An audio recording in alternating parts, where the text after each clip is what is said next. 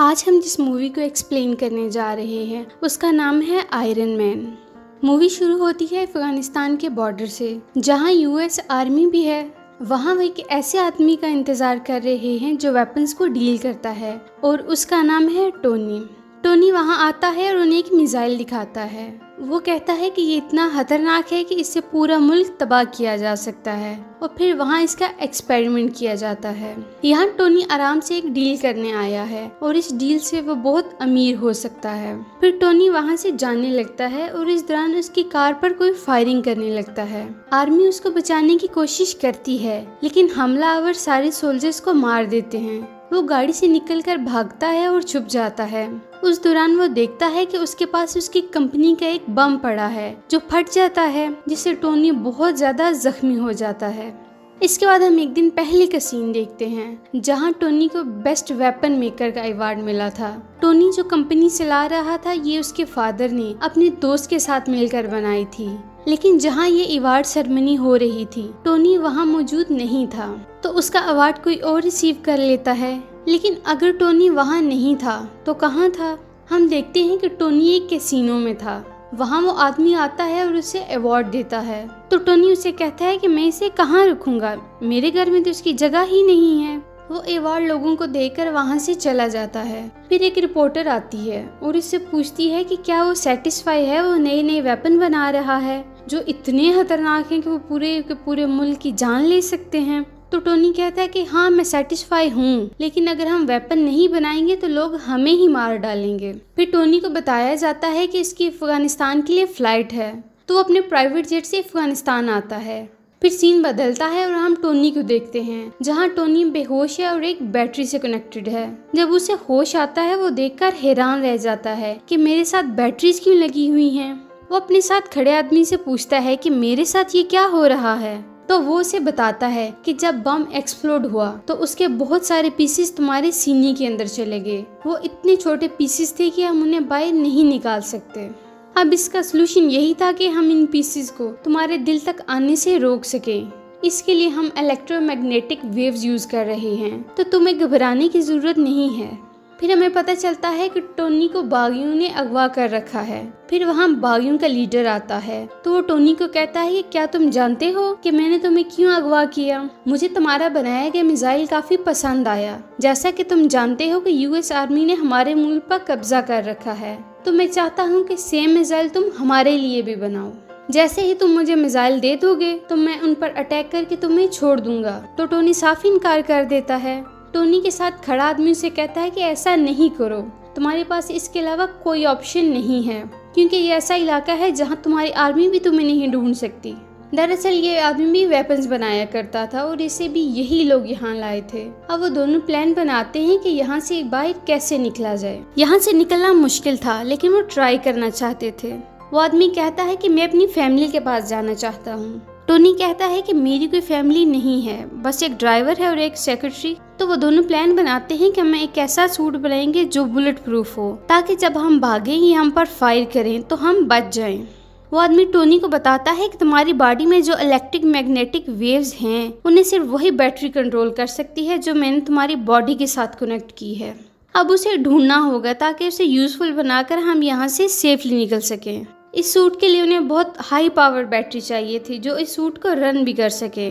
उधर लीडर को तो यही लग रहा होता है कि ये मेरे लिए मिसाइल बना रहे हैं, तो वो उन्हें सारे मटेरियल फ्राहम करता है जो वो मांगते हैं। लेकिन जब सूट तैयार होता है तो इसकी खबर इस लीडर तक भी पहुंच जाती है। वो गुस्से में आता है और टोनी के साथी को मार के काफी जख्मी कर देता है। फिर टोनी वो सूट पहन लेता है और वहाँ मौजूद सब लोगों को मारने लगता है। वो सगार से बाहर आता है और वहाँ से निकलकर सारे वेपन्स को डिस्ट्रॉय करता है।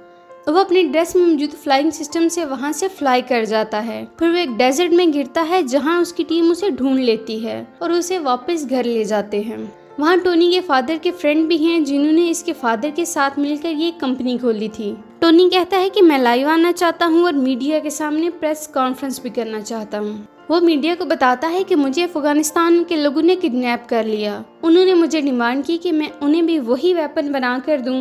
मैंने देखा है कि मेरे वेपन मुश्किल खड़ी कर रहे हैं और लोग भी मेरे वेपन हासिल करके जंग करना चाहते हैं और मैं ये नहीं चाहता, इसलिए मैं अपनी कंपनी बंद कर रहा हूँ। अगर कंपनी बंद ना भी की तो मैं ऐसे वेपन नहीं बनाने वाला। तो टोनी के फादर का दोस्त फौरन माइक पर आता है, कहता है कि टोनी अभी अभी अपनी जान बचा कर आया है, इसलिए बहकी बातें कर रहा है, इसलिए ऐसी कोई बात नहीं, ऐसा कुछ नहीं होने वाला। टोनी वहाँ से चला जाता है। वो आदमी भी इसके पीछे पीछे आता है और उसे पूछता है कि आखिर तुम्हें क्या हुआ है, तुम अफगानिस्तान से आखिर कैसे बचकर निकले, उन लोगों ने तुम्हें क्यों किडनैप किया था। तो टोनी उसे सारी कहानी बता देता है और उसे बताता है कि उसने एक आयरन सूट बनाया था जिसकी मदद से वो वहाँ से भागा। टोनी उसे कहता है कि क्या तुम वो देखना चाहोगे, तो वो उसे कहता है कि हाँ क्यों नहीं। तो टोनी अपनी शर्ट खोलता है और उसे अपनी चेस्ट पर आयरन सूट का कुछ हिस्सा दिखाता है। ये देखकर वो आदमी कहता है कि ये तो लाजवाब है, हमें इस पर और काम करना चाहिए और इसे पूरी दुनिया के सामने लाना चाहिए, हम इससे काफ़ी अमीर हो सकते हैं। लेकिन टोनी नहीं मानता और अपनी सेक्रेटरी के पास जाता है। वो उसे कहता है कि मेरी चेस्ट में जो टूल लगा हुआ है, मैंने इस एडवांस टूल बना लिया है, तुम प्लीज़ इसे चेंज कर दो। वो उससे पूछती है कि ये क्या करता है, तो वो उसे बताता है कि ये मेरे सीने में जो मेटल पीसेस हैं उन्हें मेरे दिल तक पहुंचने से रोक रहा है और मेरी बॉडी में और ज़्यादा पावर ला रहा है। उधर उन बागियों को अफगानिस्तान में डेजर्ट में उस सूट के पीसेस मिल जाते हैं जिन्हें जोड़कर उन्हें पता चलता है कि ये क्या चीज़ है। उधर टोनी नया सूट बनाना शुरू कर देता है। उसने उस नए सूट का और एडवांस बनाया। इस सूट में वो और अच्छे से उड़ सकता था। वो अपने सूट को कमांड देता है कि उसे बहुत ऊपर उड़ाए। वो बहुत ऊपर उड़ता है। एक ऊंचाई पर पहुंचकर इसके सूट पर बर्फ जमने लगती है। इसके सिस्टम में एरर आता है और नीचे गिरने लगता है। नीचे गिरते गिरते वो अपने सिस्टम को फिर से ऑन करने की कोशिश करता है, क्योंकि अगर वो ना चल सका तो वो मर जाएगा। अब सूट पर से बर्फ पिघल जाती है, जिससे वो फिर काम करना शुरू कर देता है और वो फ्लाई करने लगता है। वो वापस आकर ड्रेस में कुछ चेंजेस करता है ताकि ज्यादा ऊंचाई पर जाकर वो ड्रेस ना जमे।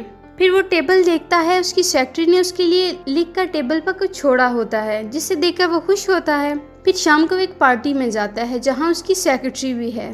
वो इकट्ठे टाइम स्पेंड करते हैं। तभी वहाँ वो रिपोर्टर आ जाती है जिसने उससे एक जगह सवालात किए थे। वो इसे दिखाती है कि जो मिसाइल तुमने अफगानिस्तान चलाकर दिखाए थे उस जैसे कई मिसाइल अब अफगानिस्तान खुद बना रहा है। मुझे नहीं लगता कि ये सब तुम्हारी परमिशन से हो रहा है। तो टोनी को लगता है कि ये काम उसके फादर के दोस्त का है जिसके साथ ये कंपनी चला रहा है। टोनी उसके पास जाता है और इससे पूछता है, तो वो उसे बताता है कि हाँ मुझे ऐसा करना पड़ा। टोनी उसे कहता है कि क्या तुम नहीं जानते कि अफगानिस्तान में लोगों को मार रहे हैं और तुमने उन्हीं को मिसाइल बेच दिए। हमारी कंपनी ऐसे काम नहीं करती। लेकिन वो उसकी एक नहीं सुनता। फिर टोनी खुद ही कुछ करने का प्लान बनाता है। वो अपने सूट को और एडवांस बनाता है। इसके बाद टोनी वो सूट पहनकर अफगानिस्तान की तरफ जाता है और वहां जाकर वो उन बागियों से लड़ना शुरू कर देता है। उनके लीडर को भी मारता है। फिर वहाँ एक बम मारकर उस जगह को तबाह कर देता है। यूएस आर्मी को भी पता चल जाता है कि इस जगह कोई एक्सप्लोजन हुआ है, लेकिन वो आयरन मैन को ढूंढ ही नहीं पाते। फिर टोनी अपने यूएस आर्मी के दोस्त को कॉल करता है और उसे बताता है कि ये मैं हूँ जिसने ब्लास्ट किया, तो तुम प्लीज इस मैटर का ख्याल रख लेना। तो उसका दोस्त आर्मी को बताता है कि हो सकता है कि ये अटैक कई दुश्मनों ने मिलकर किया हो और वो टोनी को बचा लेता है। तो ये बात सुनकर टोनी के फादर का दोस्त सोचता है कि कैसे वो इतना बड़ा अटैक करके गायब हो सकता है। वो उसी वक्त अफगानिस्तान जाता है और वहां जाकर बागियों से बात करता है। तो वो उसे बताते हैं कि हम जान चुके हैं कि ये काम किसका है, लेकिन जब तक हम पूरी बात का पता न लगा ले हम खामोश रहेंगे। ये आयरन मैन ही है, क्योंकि हमें डेजर्ट से उसके सूट के कुछ पार्ट्स मिले हैं। तो आदमी से कहता है कि अगर तुम मुझे पैसे दो तो मैं तुम्हें इस सूट का डिजाइन बता सकता हूँ। लेकिन टोनी के फादर का दोस्त ऐसा नहीं करता, बल्कि वो उन लोगों को डरा धमकाकर सूट ले जाता है। टोनी को पता चल जाता है कि उसका पुराना ड्रेस किसी ने चुरा लिया है। वो फौरन अपनी सेक्रेटरी के पास जाता है और उसे कहता है कि मुझे कैसे भी करके इसे रोकना होगा कि कहीं ये सारी इन्फॉर्मेशन लीक ना हो जाए। वो मेरा नाम इस्तेमाल करके हर जगह तबाही फैलाए। सेक्रेटरी टोनी के फादर के दोस्त के ऑफिस जाती है और सारी इन्फॉर्मेशन इसके कंप्यूटर से चोरी करने लगती है। साथ ही साथ उसे ये भी पता चलता है कि यही वो आदमी था जिसने टोनी को किडनैप करवाया था।